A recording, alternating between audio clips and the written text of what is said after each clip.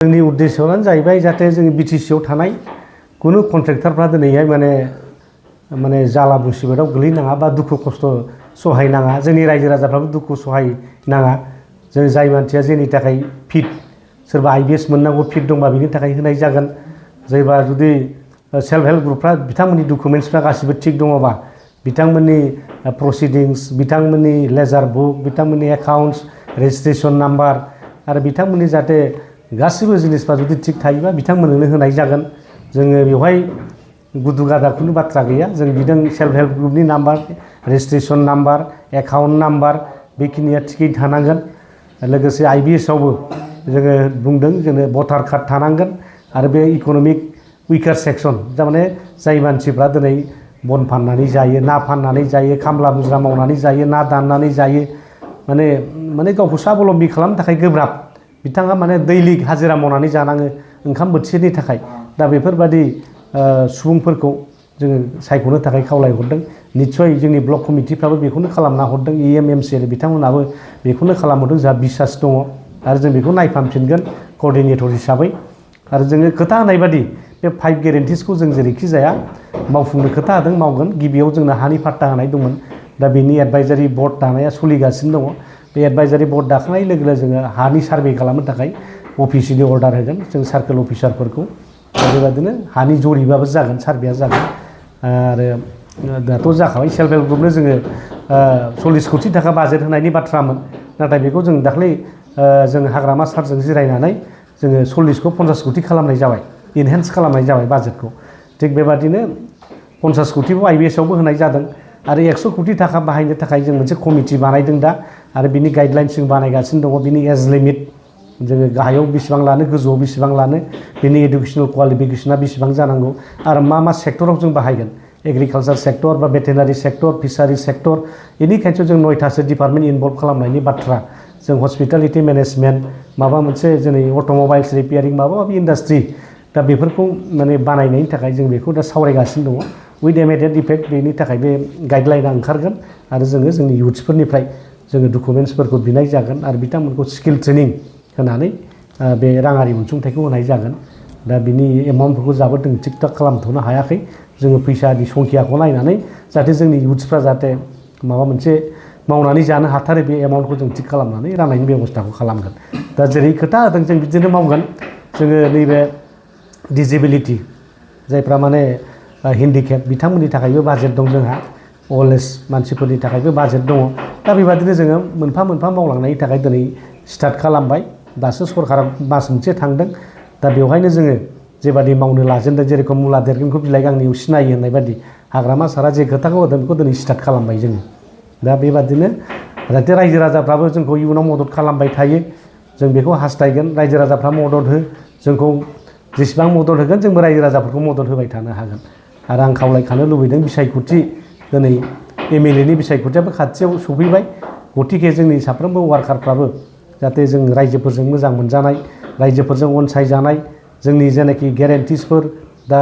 जोङो लायबिलिटिस बेखौबो होनायनि बाथ्रा बुंदोंमोन दिनै बिथांमोननि जे फाइलनि खामानिफ्रा दिनै सोलिगासिनो दं उइदिन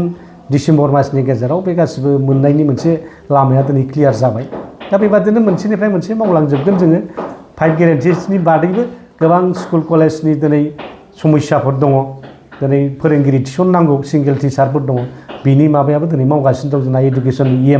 रबिराम नार्जारि सारा दिनै डिपार्टमेन्टेलि दिनै रिभिउ मिटिं लानानै बेफोरखौ दिनै नायगासिनो दं बबे स्कुलाव फोरोंगिरि गैया बबे स्कुलाव फोरोंगिरि दं बबे स्कुला दिनै बाउन्डारि वाल गैया बबे स्कुला दिनै बायहं जिहं जादों दा बिनि सायावबो बिथाङा दिनै सार्भे खालामगासिनो दं इनकुवेरि खालामगासिनो दं निस्सय जों मिथिनायाव इडुकेसन बिथांजों रायज्लायनानै मिथिनायाव इमिडिएट इफेक्ट दिनै टेट टिचारफोरनि एपइन्टमेन्टआबो जानो थांगासिनो दङ दा गतिके गोबां बिथिङाव जों खामानि मावगोन रायजो राजाफोरनि डेभेलपमेन्ट खालामनायानो जोंनि उन्नति खालामनायानो जोंनि थांखि दा बेखौ जों आखरे आखरे पालन खालामगोन आरो जोङो थांखियानो जोंना बे जाहाथे जों बिपिए बा 25 बोसोर जोङो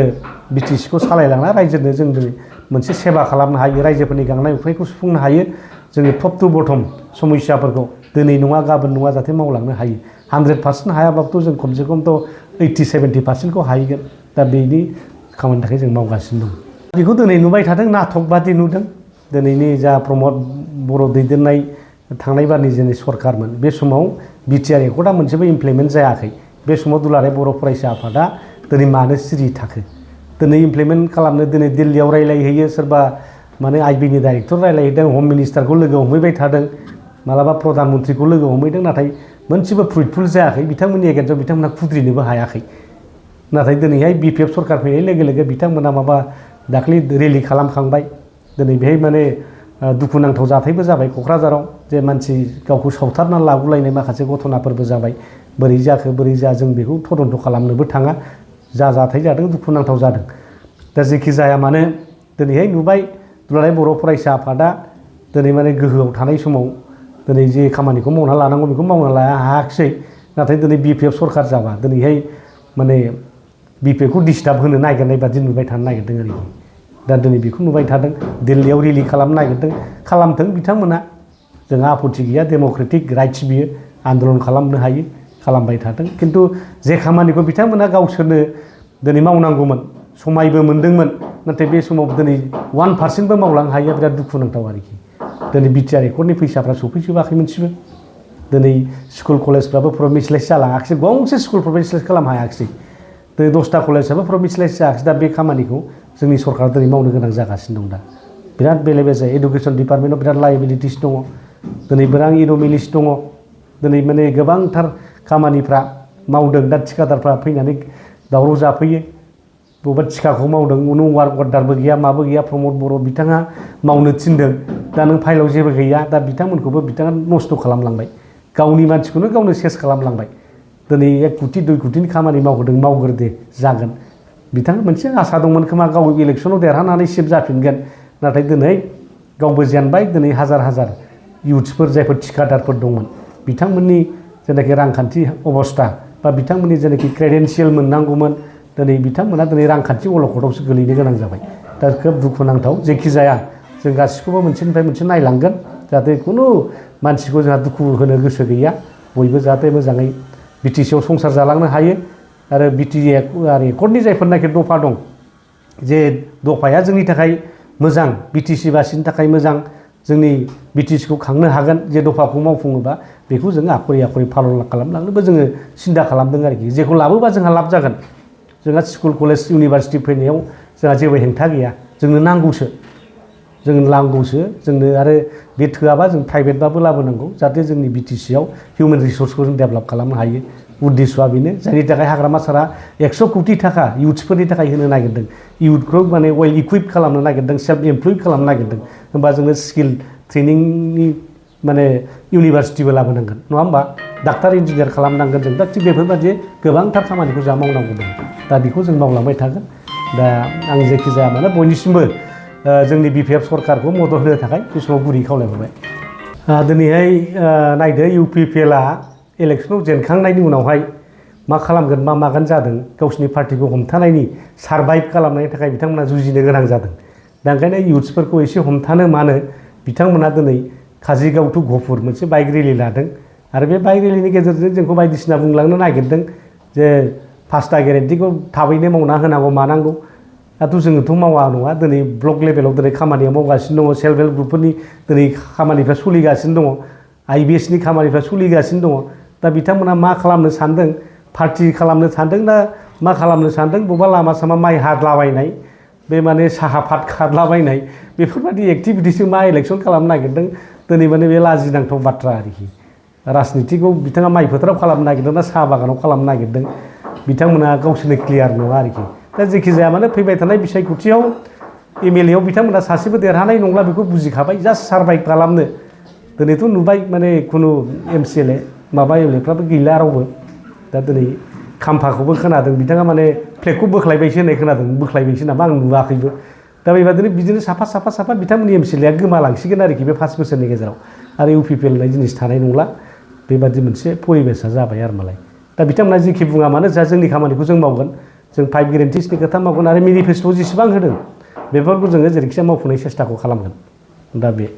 गेरेन्टिखौ मावफुङाब्ला बिटिसिनि गेटआव बरना होनायनि बाथ्रा बुङो इउपिपिएलनि आरो होफैथोंसै जोंलाय नै सेल्फ हेल्प ग्रुपनो फैसायानो चेक राननायनि जोंनि इलेक्सन धामाका दिनै बिथांमोनहा खालामनो नागिरदोंथ' दा बेखौ जोंबो खालामनो नागिरदों दिनैहाय माने जोङो नैबे डिसेम्बरनि गेजेरावनो बा जानुवारि निउ इयार जाखांनानै बे माखासे खामानिखौ जोङो आरामसे मावलांसिगोन आरो मालाय थारमाने बिथांमोनहा बुंनो लामा गैया आरो बिसोरनि गेरेन्थि जोंनि गेरेन्थिखौ जोंसो मावगोन बिथांमोनहालाय मा धरना होनायनि मा अधिकार दं बेवहायलाय दा जुदि जोंनि खामानि मावनाया रायजो राजाफोरनि हार्मफुल जादोंबा रायजो राजाफोरनि बिखायाव माबा मोनसे आघात जादोंबा बिनि एगेन्स्टआवसो बाथ्रा बुंनांगौ दा एक मासाव जे खामानिखौ दिनै UPPLआ मावाखैमोन 4 बोसोराव बिथांमोना जे खामानिखौ मावनो हायाखैमोन बेखौ जोङो एक मासाव मावगासिनो दं दा बेसेबां लासिंसिं दा कम्पेरेटिभलि बिथांमोना जुदि दिनै जुदि खालामनांगौबा दिनै बिथांमोननि मावनाय आरो जोंनि एक मास मावनाय बिथांमोननि 4 बोसोर मावनाय बिराद आकाश पाताल बेखौ रायजो राजा दा हिसाब खालामगासिनो दं